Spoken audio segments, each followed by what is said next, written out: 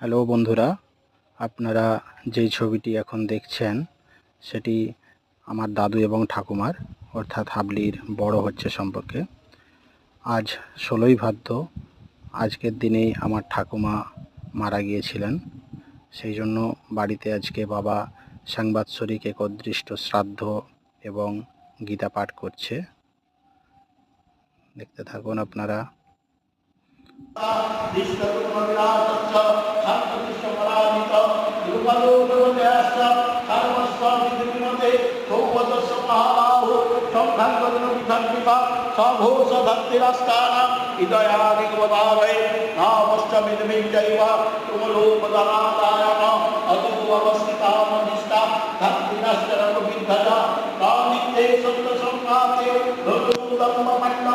Rishikesh भक्तमीतमामयीमते अर्जुनोवाच